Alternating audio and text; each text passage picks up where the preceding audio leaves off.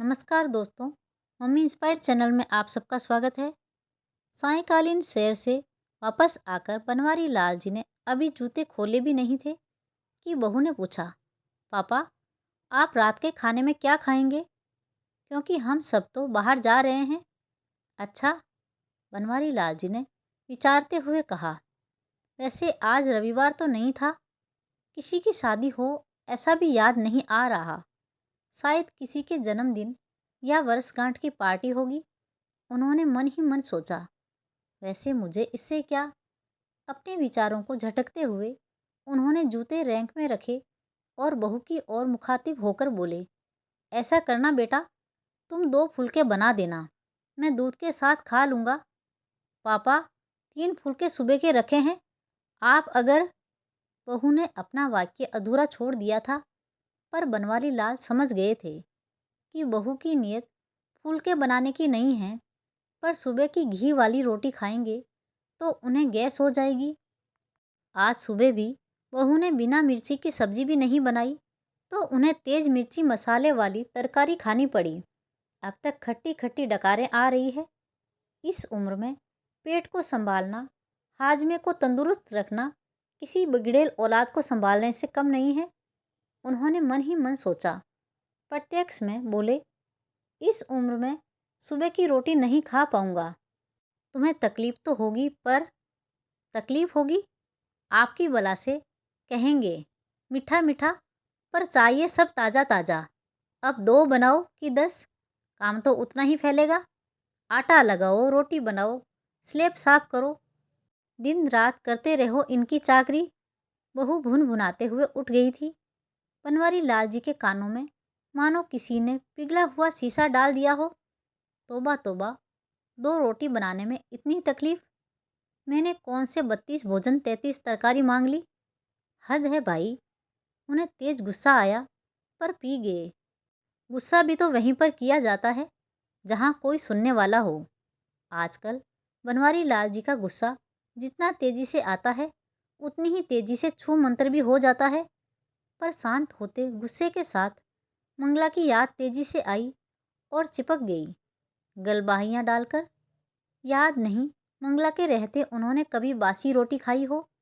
रोटी के साथ तरकारी के अलावा 10 चीज़ें और धर देती थी। मिठाई, नमकीन, पापड़, अचार, दही, छाछ, जाने क्या क्या। पर आज सोचकर उन्हें चक्कर आने लगे। बहू रहने दो, मैं सुबह की रोटी ही खा लूँगा। तुम्हें बेकार परेशानी होगी, मेरी वजह से खाने में लेट न हो जाए। वैसे भी तुम्हारे हाथ की रोटी मुलायम होती है, चल जाएगी। बहू को तो मानो मन मांगी मुराद मिल गई। अपनी आवाज़ को मुलायम बनाते हुए पूछा, आपको चाय पीनी है पिताजी? कोई खास तलब नहीं है बहू, अपने लिए बनाओ तो मेरी भी बना देना, वरना रहने देना। बनवारी लाल जी ने अपनी तलब को ज़बरदस्ती दबाते हुए कहा। इस उम्र में अपनी इच्छाओं को दबा देना ही श्रेष्ठकर होता है। अपने आप को समझाने लगे थे वे। मैं अपने लिए बनाने जा रही हूँ, आपकी भी बना दूंगी। कहते हुए बहू रसोई में घुस गई। चलो ये भी ठीक है, कहते हुए बनवारी लाल जी ने लंबी निश्वास छोड़ी। वारी जिंदगी, लाखों की जायदाद आज भी मेरे पास है। ये घर भी अभी मैंने बेटे के नाम नहीं किया। इकलौता बेटा है, तू मेरा, मरने के बाद तुम्हारा ही है, कहकर बेटे की इस तरह की पेशकश वह कई कई बार ठुकरा चुके हैं। बैंक अकाउंट में भी काफ़ी पैसा जमा है। इसके बाद भी अगर एक प्याली चाय और 2 ताज़ा गर्म रोटी के लिए तरस जाएं, तो उन बुढ़ों की क्या हालत होती होगी, जिनके पास जमा पूंजी के नाम पर अतीत की यादों के अलावा कुछ भी नहीं होता। बनवारी लाल जी ने आराम कुर्सी पर आंखें बंद की तो तुरंत मंगला मैडम उपस्थित हो गई। इसलिए कहती थी, थोड़ा बहुत रसोई का काम हर मर्द को आना चाहिए। पता नहीं कब क्या ज़रूरत पड़ जाए। अपने हाथ जगन्नाथ होते हैं। वो हाथों को नचाकर बोली तो बनवारी लाल हंस पड़े। आपको हंसी आ रही है? अरे भाई, ज़रूरत पूछकर तो नहीं आती। कम से कम आदमी को भूखा तो नहीं रहना पड़ता। पर आपने तो चाय बनाना भी नहीं सीखा, उस समय अगर मेरी बात सुन ली होती तो आज यह मंगला की अधूरी बात का अर्थ और दर्द दोनों को बेखूबी समझते थे वो। पर क्या कहें, जो देह से अनुपस्थित हो उसकी बात का क्या जवाब देते वो। जब से मंगला गई है, बनवारी लाल जी का आधा दिन और पूरी रात इसी तरह की प्रतिध्वनियों से आच्छादित रहती है। बनवारी लाल की आंखों से आंसू छलककर गालों पर लुढ़क गए, मानो मंगला ने अपनी उपस्थिति को जीवंत कर दिया हो। जब तक मंगला थी, गृहस्थी का कोई काम उन्होंने किया हो ऐसा उन्हें याद नहीं। बस आर्थिक पक्ष का ध्यान रखना ही उनकी जिम्मेदारी थी, जिस पर उनकी पकड़ हमेशा ही बड़ी मजबूत रही। उनके कपड़े के व्यापार ने सदैव उनका साथ दिया, जिसकी बदौलत घर बनाया, बच्चों की पढ़ाई, शादियां सब आराम से संपन्न हो गई और ज़रूरत भर पैसा आज भी हाथ में है। यूं मंगला के हाथों में अच्छी बरकत थी। फिजूल खर्ची तो नाम मात्र भी नहीं थी। न ज़्यादा महंगे कपड़ों और गहनों का शौक, न ही कहीं किटी पार्टी, न ही आए दिन फिल्म जाने की ललक, न होटलों का कोई शौक। सदैव दूसरों की खुशी में खुश होती वो सुगढ़ गृहिणी बनवारी लाल जी के किसी पुण्य का फल रही थी। यूं बनवारी लाल भी भरपूर प्यार और इज्जत करते थे अपनी पत्नी मंगला की, पर कभी उसके सामने इस बात का इजहार नहीं कर पाए। काश कभी उसकी तारीफों के पुल बांध पाते, कभी बालों में गजरा लगा पाते, कभी बाहों में बाहें डाले घूमने जा पाते, कभी फिल्म देखते हुए किसी रोमांटिक सीन पर थिएटर में ही बाहों में जकड़ा लेते। ऐसे न जाने कितनी बातें जो वे करना तो चाहते थे पर कर नहीं पाए। कभी आई लव यू मंगला जैसे अदद 4 शब्द भी नहीं बोल पाए। रोजमर्रा की भागम भाग का असर कहें या जिम्मेदारियों के बोझ तले दबे हुए इंसान की मजबूरी, या फिर इसे झिझक नाम दे, पर सच्चाई यही थी कि कहने सुनने की बहुत सी बातें मन में धरी की धरी रह गई, जिसकी कसक मंगला के जाने के बाद उन्हें हमेशा महसूस होती रही। पर अब पछताए क्या होत, जब चिड़िया चुग गई खेत। वो सोचते, काश कभी तो मंगला को पास बिठाकर हाथों में हाथ लेकर आई लव यू कहा होता, कभी तो गाड़ी में बिठाकर बेमतलब दूर तक सैर करवा दी होती, कभी शाम को आते हुए खुशबू से लबालेज वणी ले आते, कभी तो कोई सरप्राइज दे देते। पर नहीं, ऐसा कुछ भी नहीं कर पाए वे। यहाँ तक कि माता वैष्णो देवी के दर्शन करवाने के लिए मंगला ने कई बार कहा, पर उसकी ये इच्छा हर साल अगले साल पर टल जाती और वह इसे भी पूरी नहीं कर पाए। गृहस्थी और जिम्मेदारियों की चक्की में पिसते हुए कब मंगला की इच्छाएं उसकी मौन साधना में तब्दील हो गई, पता ही नहीं चला। जब उनकी शादी हुई, हनीमून जाने का प्रचलन शुरू हो चुका था, पर शर्मीले बनवारी लाल जी ये सुख भी मंगला को नहीं दे पाए। कभी कभी शुरुआती दिनों में मंगला हनीमून पर ले जाने का मिठा ताना बनवारी लाल को दे देती, पर वह हंसकर कहते, जब भी घूमने जाएंगे तभी हनीमून समझ लेना, प्रेम कभी पुराना होता है क्या। घूमने जाना कौन सी बड़ी बात है, बस जिम्मेदारियों से जरा राहत मिले तो चले। पर न नो मन तेल हुआ, न ही राधा नाची। पहले माता पिता की सेवा, फिर बच्चे, गृहस्थी के सैकड़ों झंझटों के बीच सैर सपाटा मौज मस्ती के लिए अवसर कहीं था ही नहीं। उन्होंने देखा, काव्या और कुंतल दोनों ट्यूशन से घर लौट आए थे।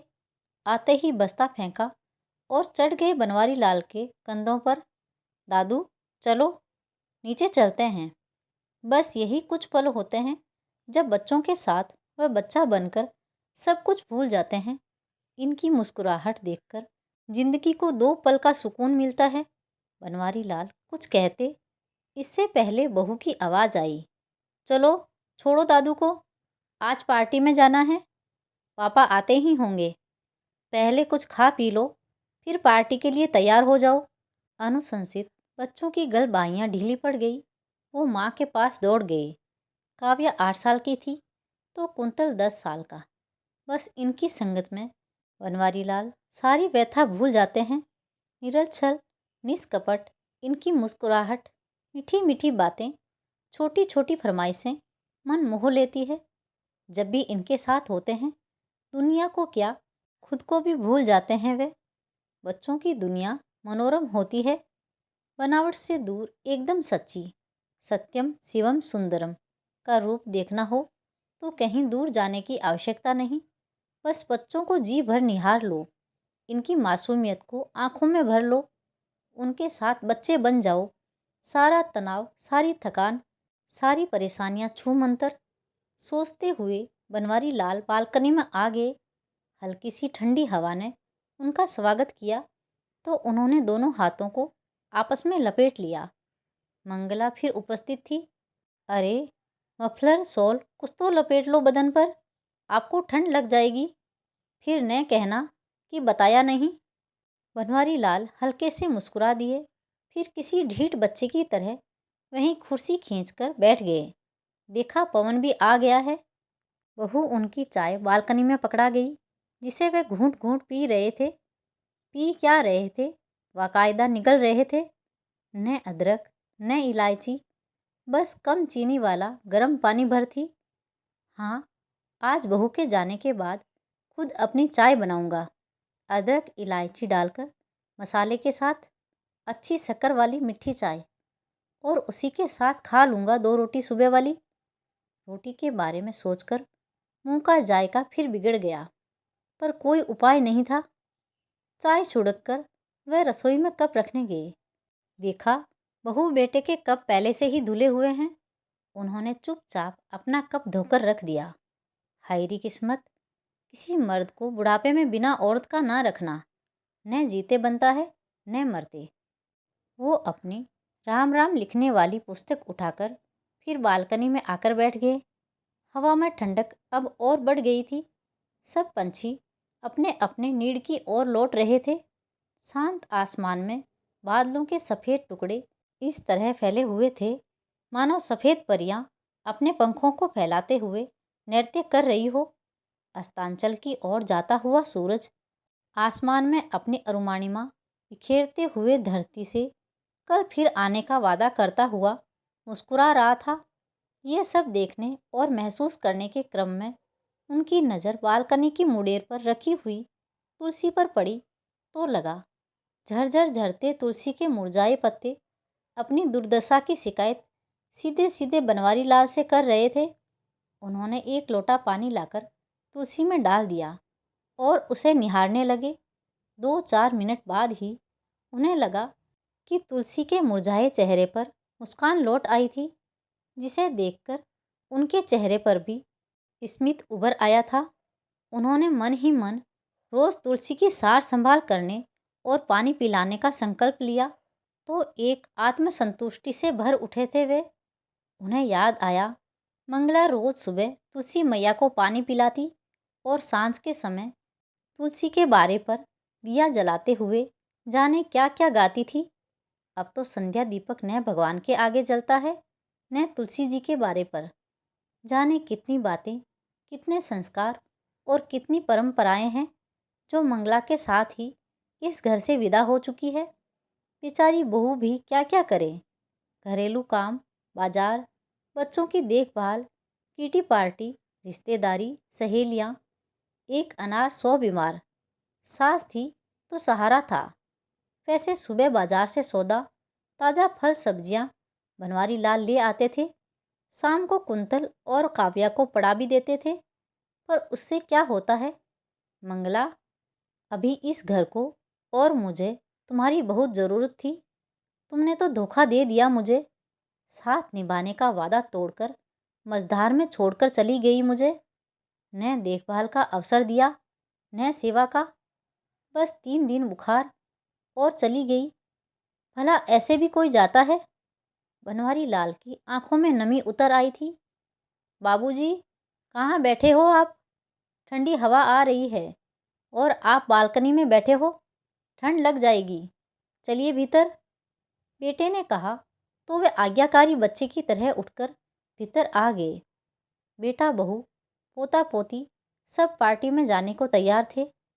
किसी ने उनसे झूठ मूठ भी साथ चलने के लिए नहीं कहा। भला कबाब में हड्डी किसी को कब पसंद आने लगी। वैसे भी अब उम्र हो चुकी है मेरी, बच्चों की पार्टी में क्या करना है मुझे। अब तो हरि भजन में मन लगाने की बेला है बावरे।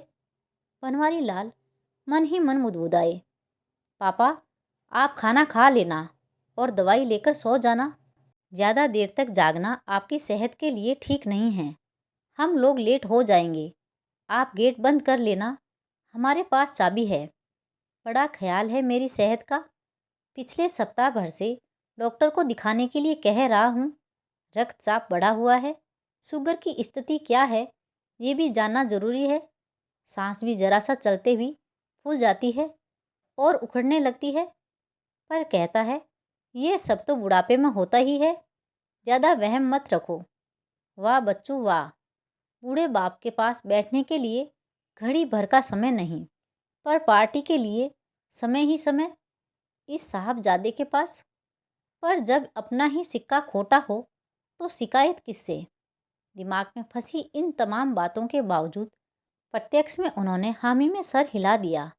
बनवारी लाल हॉल में रखी कुर्सी पर बैठ गए। बच्चे जा चुके थे, अभी खाना खाने का भी मन नहीं था, सो उन्होंने टीवी चालू कर लिया। पता चला आज वैलेंटाइन डे है। टीवी वाला विपिन बता रहा था आज देश का पूरा युवा वर्ग वैलेंटाइन डे के बुखार में तप रहा है। इसकी चकाचौंध से बाजार अटे पड़े हैं। गिफ्टिन, बुके, गिफ्ट आइटम सभी की जोरदार बिक्री है।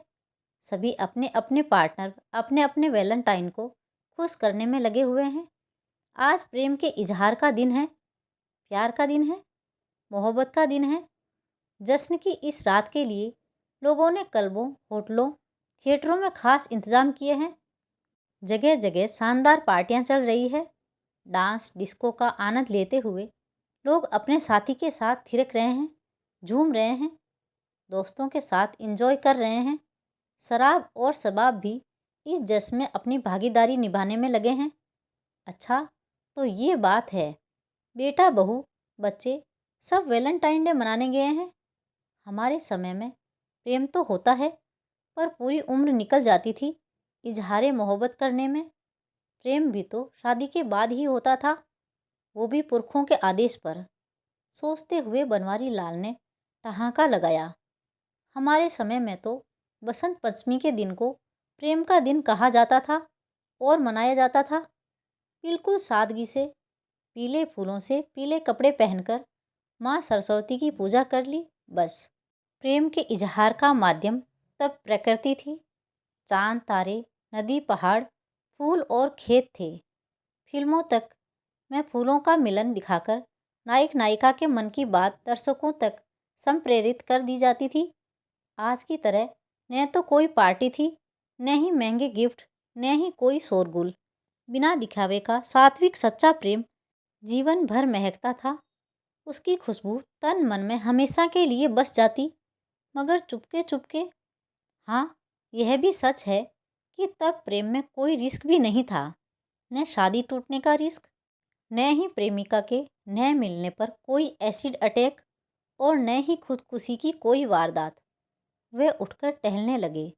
सामने ही पीले रंग पर लाल बॉर्डर वाली साड़ी पहने मंगला की मुस्कुराती हुई फोटो सजी थी। वे उसे निहारने लगे। हाँ, प्रेम तो उन्होंने भी किया था मंगला से, जीवन भर किया, जी जान से किया। बस कभी उसे जता नहीं पाए, कभी आई लव यू नहीं कहा, कभी झूठे सच्चे वादे नहीं किए, न कभी उसके जन्मदिन पर कोई तोहफा लाए, न सालगिरह पर दोस्तों को पार्टी दी। बस मंदिर में जाकर भगवान के दर्शन कर आते, ज़्यादा से ज़्यादा नए कपड़े पहन लेते, और कभी कभार मन हुआ तो घर पर सत्यनारायण जी की कथा करवा लेते। सोचते सोचते बनवारी लाल कहीं अपने अतीत की झांकियों में खो गए थे।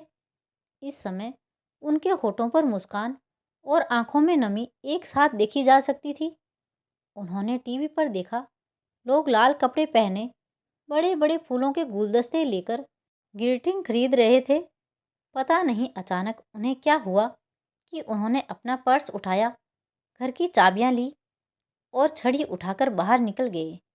शीत हवाओं ने उनका स्वागत किया तो शरीर में झुरझुरी सी हुई, पर बिना परवाह किए वे पैदल ही आगे बढ़ने लगे।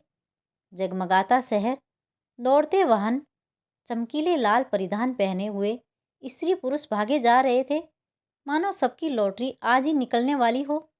सबके बीच चलते हुए बनवारी लाल ऐसे लग रहे थे मानो किसी शानदार फूलों वाले बगीचे के बीच आग का पौधा।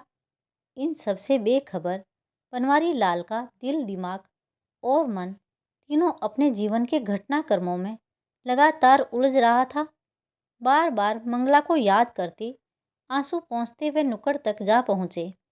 उनकी सांस अब फूलने लगी थी। नुक्कड़ के आइसक्रीम पार्लर पर अच्छी खासी भीड़ थी। जिनकी जेब होटल क्लब का खर्चा नहीं उठा सकती, वह यहाँ ice cream, cold drink, cold coffee का मज़ा ले रहे थे। उखड़ती हुई सांसों के उतार चढ़ाव को महसूस करते हुए वह वहीं पर एक कुर्सी पर विराजमान हो गए। तभी एक बैलून बेचने वाली लड़की ने पुकारा, दादा बैलून लोगे? घर जाना है, बस थोड़े से ही बचे हैं। बनवारी लाल ने देखा, लगभग 10-12 रंग बिरंगे गुब्बारे थे। गुब्बारे मंगला को भी खूब पसंद थे। जब बच्चे छोटे थे वो उनके साथ गुब्बारों से खूब खेलते हुए खुद भी बच्ची बन जाती थी।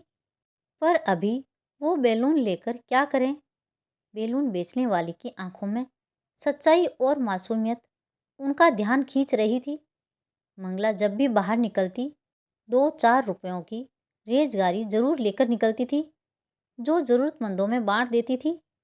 कभी वो टोकते तो हंसकर कहती, भगवान का शुक्र है कि हमें लेने वालों की नहीं, देने वालों की कतार में रखा है, और 1-2 रुपयों के बदले आपको लाखों की दुआ मिलती है। फिर इतना सा बचाकर हम कोई महल तो खड़ा नहीं कर पाएंगे। बनवारी लाल ने उस लड़की को पूरे 200 रुपये दिए और सारे बैलून खरीद लिए।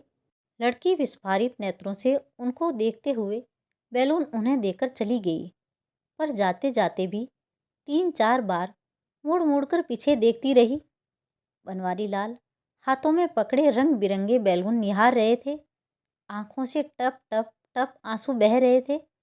फिर अचानक जाने उन्हें क्या हुआ, उन्होंने आंसू पोंछे और बीच सड़क पर आ गए।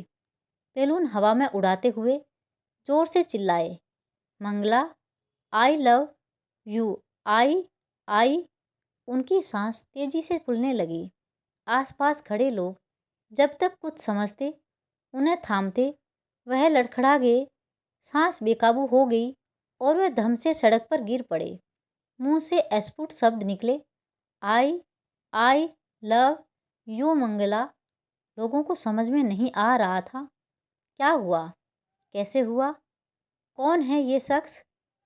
जितने लोग उतनी बातें हवा में तैर रही थी, पर उन सबसे बेखबर बनवारी लाल मोह माया की इस दुनिया से प्रयाण कर चुके थे। उन्हें बहुत जल्दी थी अपनी मंगला के पास जाकर उससे आई लव यू बोलने की।